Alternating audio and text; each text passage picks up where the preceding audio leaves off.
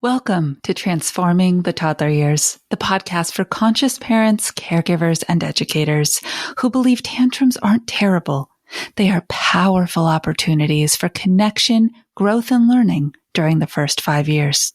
You'll explore how to use intentional language to raise calm, confident, and deeply connected kids, because the way we talk to kids becomes how they see themselves and engage with the world.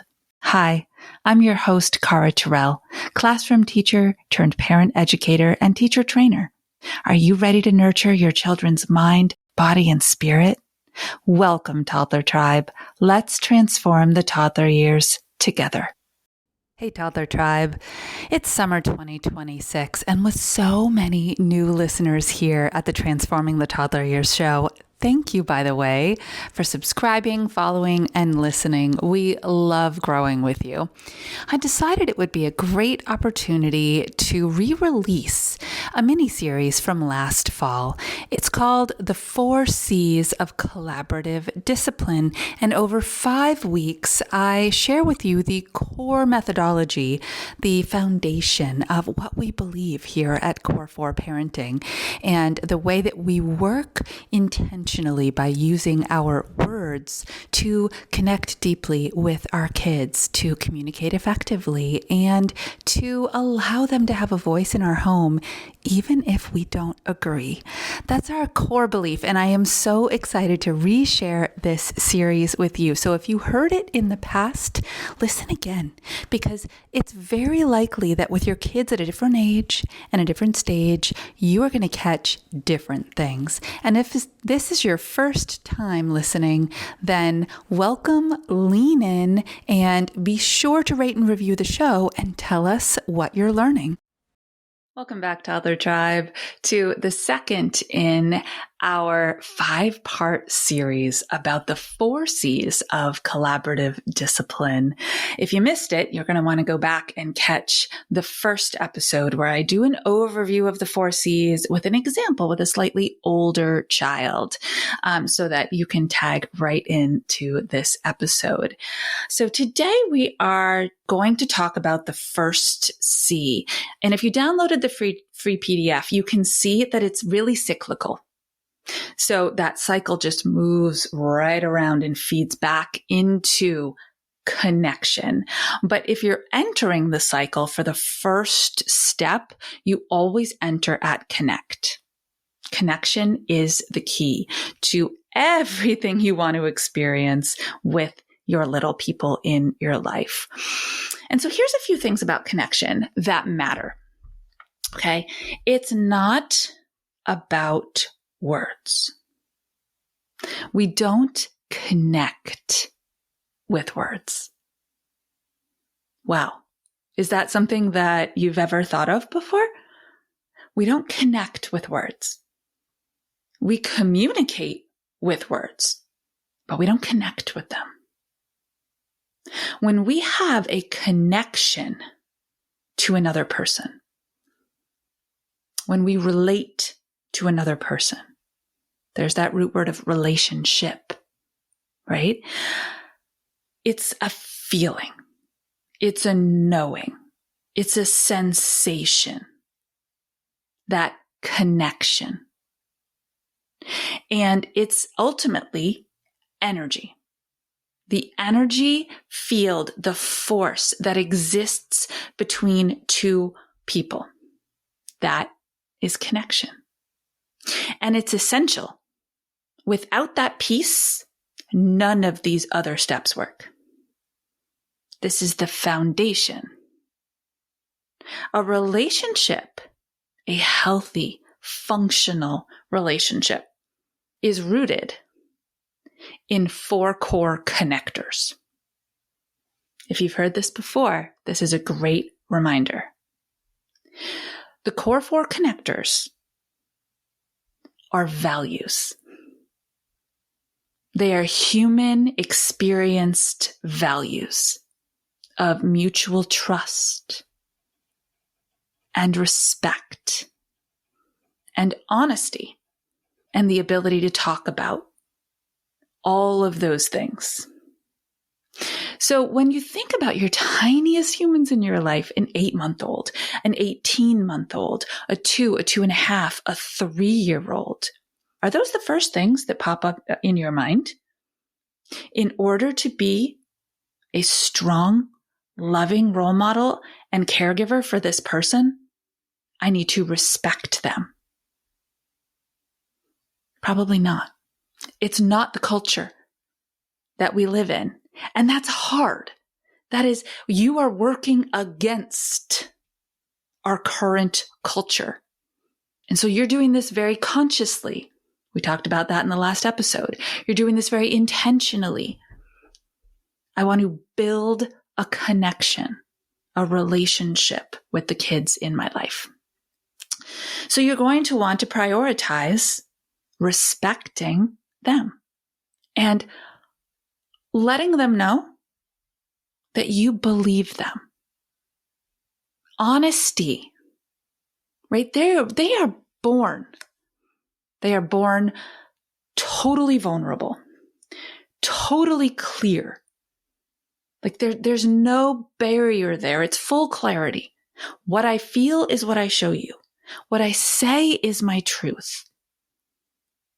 It's the world that starts to taper that for them when expectations are put on.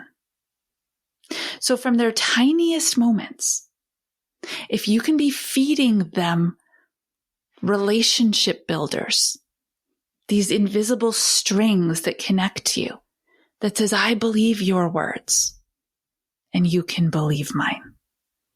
I will tell you the truth. You can tell me your truth. I'll respect your wishes and your desires. That does not mean that you always fulfill them. This is a really important point. In my episode before this, where I gave you the example of Davy and his deep desire to go out and ride his dirt bike at 7:30 in the morning in the fall, that was not going to happen at that moment in time. But it was essential that he knew that I understood his desire, that I believed his words, that he is allowed to wish that. He's allowed to want that, even if that's not the outcome that's going to happen right that minute. This is vital. We correct a lot as adults. We go automatically to correction. If he did say, right, I am going to do this right now, in a very demanding, in a very authoritative tone, and he moved his body to do it. I could have gone straight to correction. No, you're not. No, you're not. Whew. Even just saying the words, can you feel the energy through the screen, through your earbuds, that says, oh, well, here we go. Cue the power struggle. Why even bother try now? Meltdown ensuing. Building the connection that has them ready to actually listen, like hear your words, is the key. And the tricky part is, it does not happen in moments like that. It has to pre-exist the moment of struggle. It has to. Which means in moments of calm and fun and even boredom, in just everyday, regular moments, riding in the car or at Circle, whatever's happening in your world, however you engage with kids, when you notice the calm is when you should perk up and say, oh, this calm moment is a wonderful time to build connection, to deepen our relationship, to show them that this energy exists where we can be a team in the fun, calm, chill moments and in the challenging, problem-solving, different outcome ones. Okay, here's another thing about connection. Because it's based in energy, as I said, it's not based in words. So what is it based in? If we don't have our words, what do we have? Well, we have quite a lot, actually. I am just so excited. It's going to be quite a while from the time of this episode, but the idea that I get to add my voice to the early childhood, early language development world through my book, Talk to Them Early and Often, which will come out in the spring of 2026. I just did so much research and I dove deep into the little person's world, and our words are actually our last line of defense, if you will. And they comprise the most minimal portion of what tiny brains and bodies absorb from us. What they connect to is our facial expression. That is an energy source where they read us like books. Yeah, you didn't think infants and toddlers and preschoolers could read, did you? Well, they can. They can read us. A facial expression that closes off. A facial expression that communicates clearly without words that you're dubious, that you don't actually think they can do it, that you're super frustrated, that you are overwhelmed. Well, they get it. They read it instantly. I'm sure you've had this experience, or maybe if not, you've definitely heard somebody talk about the fact that, actually Caroline said it on her cool episodes. She was like, all I have to do, is like raise one eyebrow and the kiddo knows that they're on thin ice and they need to make a different choice. No words, but clearly communicated. You might want to change your course. How else do they feel us? Because they feel us before they hear us. Our body language. If you're watching this on YouTube, then I teach sign language, so my hands are always moving, and the body language is key. You need open, inviting body language. When we're closed off, or we are got that facial expression that's all furrowed and cranky, and our mouth is closed like a tight lip, and our hands are tucked under our armpits, we are not approachable. The energy says, big old red stop sign, do not approach. Not only do not approach, but if that adult starts giving you a direction, don't listen. It doesn't feel like a safe energy to be interacting with. This is a lot, isn't it? It's a lot. So we've got our facial expressions that we have to be aware of. And, those smiling eyes, do those bring in littles? We've got our body language we have to be aware of. What about your body position? When you get down, people talk about this all the time, right? Get down to their level. What does that mean? Well, typically it means we miss a step. Sure, we get down to their level and then we tell them what to do. Or we get down to the level and tell them what they're doing wrong. Well, that's actually not helpful.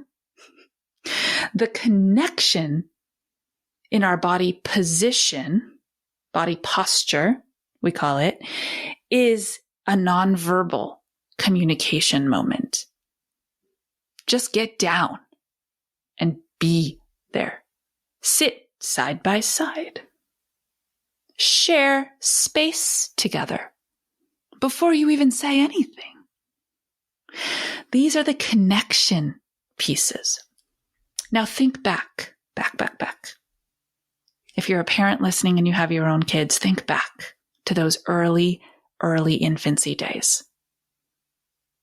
If you're a teacher listening and you have your own kids, you can go there, or you can think about that first few days where those students were brand new to you, right? They didn't know you yet. They didn't have a connection with you yet. And that was yours to build. The physical proximity, the sharing of love and space is how you build it. And there's no expectation in those moments. And as adults, that's really hard for us, right? We're in our cognitive brain so much of the time, and we're looking for results, and we're looking to teach. And when we want to teach something, we want to see the results of it. And in connection, there's nothing to teach. The psychology of human connection is presence. You simply being there, and it's the most powerful force in the world. When infants come into this world, what do they look for? Skin to skin connection, a bouncing body that is soothing their physical experience in this world. When a 1-year-old or an emerging toddler is seeking connection, what do? Arms up. I trust you. I believe you're the one that can help me feel safe right now. Pick me up, please. Make connection with me. When a bustling, running, full of opinions 2.5-year-old toddler falls down and actually hurts themselves, what do? They do a U-turn and they run back to the person that they love, trust, respect, and believe the most. Because you have set yourself up in that relationship with them, then you're able to use your words. Then you're able to problem solve together with them as a team, and you are able to compromise to reach outcomes that work for both of you. Okay, connection is the key. And at the beginning of this episode, I said, really, how you show up in the moments is based on your deep why. In my world, I call it a personalized mission statement. And it informs who you want to be as a parent, who you want to be as a teacher, the value system that you want to instill in the people that you raise, and the way that you show up in the challenging moments. And so if you haven't already, grab the free graphic that shows you the 4 steps to collaborative discipline. And if you're feeling ready to take the next step, we have a short video training for you where it guides you through the process of writing your personalized mission statement for raising and teaching extraordinary human beings. So you might want to go grab that and take that, and it just gets you set up to be in a responsive mode instead of a reactive mode. And I really look forward to walking through the next step with you in the next episode. But until then, Toddler Tribe, you know what to do. Stay mindful and proactive as we transform the toddler years.